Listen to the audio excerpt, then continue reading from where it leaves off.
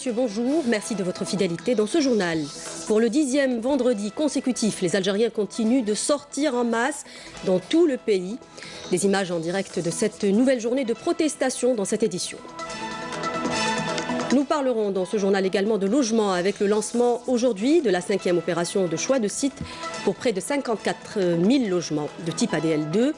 Nous ferons le point sur le secteur à Soukahras mais aussi à Ouergla.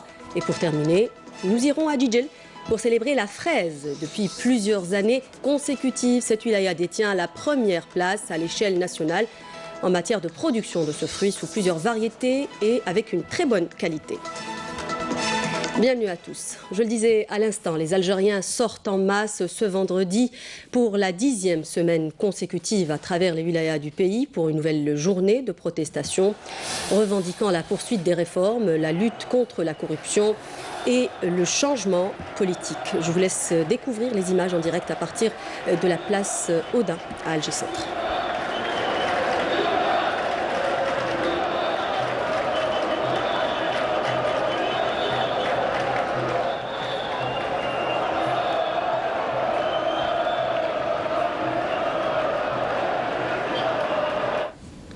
Le ministre des Affaires étrangères, Sabri Boukadoum, effectue aujourd'hui et demain une visite en Tunisie à l'invitation de son homologue tunisien, Khamaïs Djinawi, a indiqué un communiqué de son département ministériel.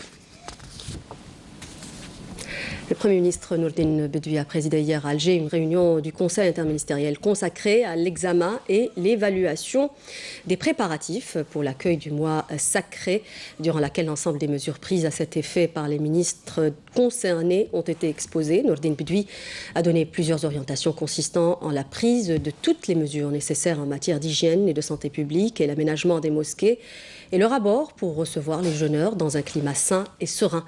Le Premier ministre a donné des instructions pour assurer la disponibilité des produits alimentaires essentiels durant le mois sacré et en assurer le suivi quotidien sur le terrain tout en veillant à l'application de la loi afin de lutter contre toutes les formes de stockage illégal et de la spéculation dans les prix des produits essentiels afin de préserver le pouvoir d'achat des citoyens.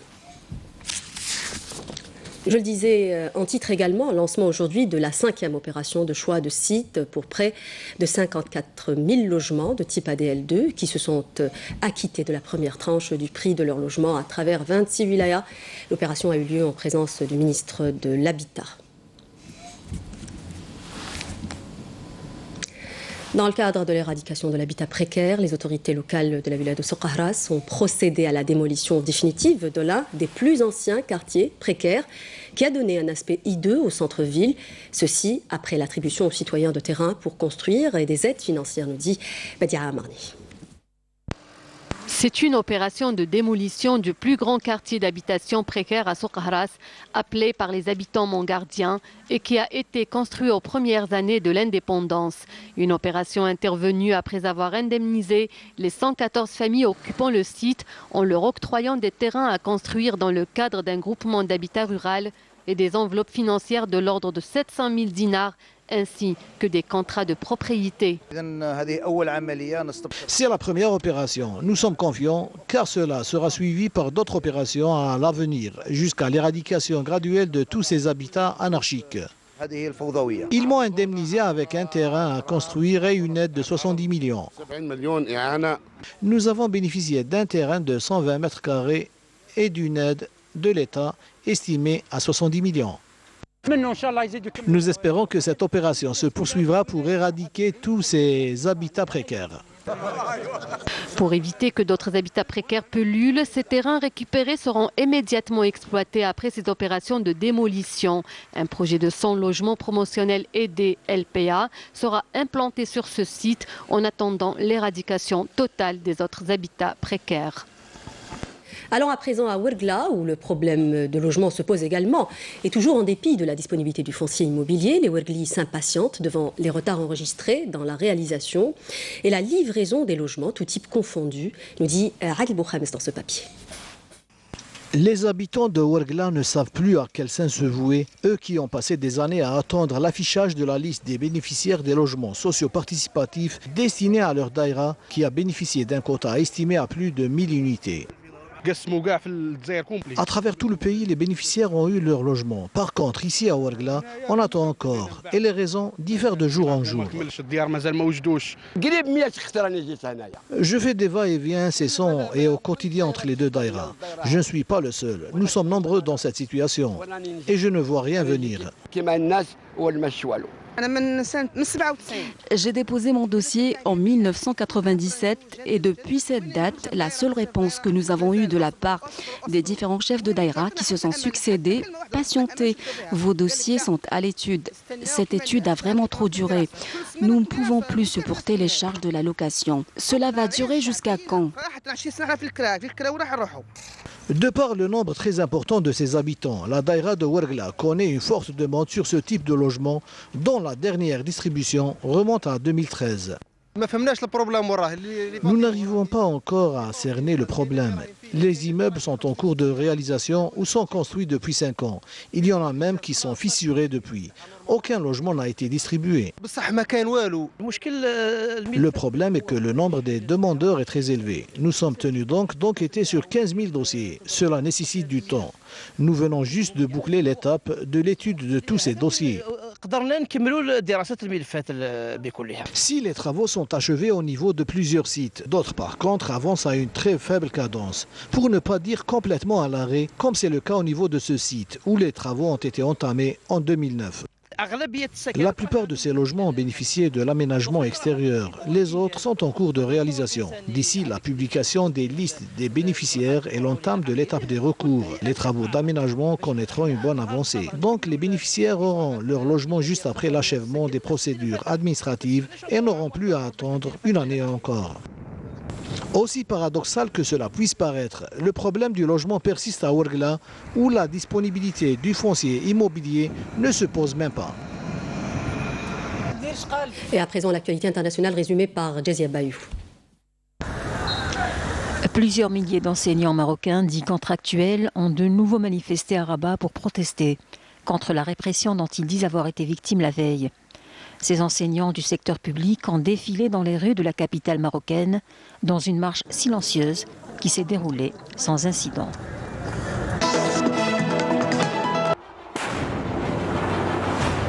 La Libye a demandé au Conseil de sécurité de l'ONU d'envoyer une équipe d'inspecteurs pour enquêter sur les crimes commis par les troupes de Khalifa Haftar contre des civils dans la capitale Tripoli depuis le lancement de l'agression contre la capitale libyenne le 4 avril dernier. Le président égyptien Abdel Fattah al-Sisi a décidé de proroger de 3 mois l'état d'urgence décrété dans l'ensemble du pays en 2017. Prolongée pour la 8e fois, cette mesure a été publiée au bulletin officiel égyptien et entre en vigueur à partir du 25 avril. Le président chinois Xi Jinping ouvre le sommet des nouvelles routes de la soie. L'initiative vise notamment à construire des infrastructures dans des pays en développement qui en ont cruellement besoin en Asie, en Europe et en Afrique, à travers des investissements massifs dans des projets maritimes, routiers ou ferroviaires.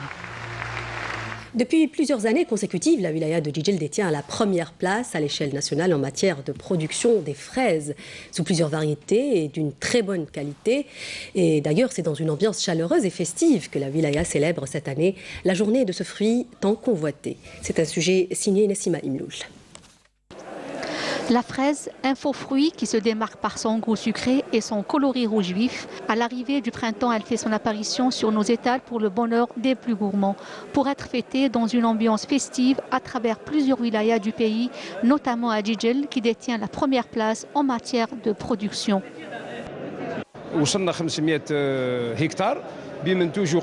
Nous avons atteint les 500 hectares pour une production avoisinant les 150 200 quintaux de très grande qualité. Et pour les prochaines années, nous envisageons l'exportation de ce fruit, sachant qu'il est de haute qualité, surtout à air bio.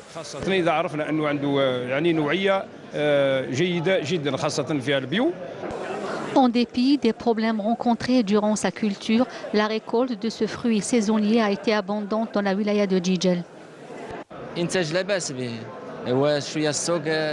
La production est satisfaisante, mais nous avons un gros problème de commercialisation.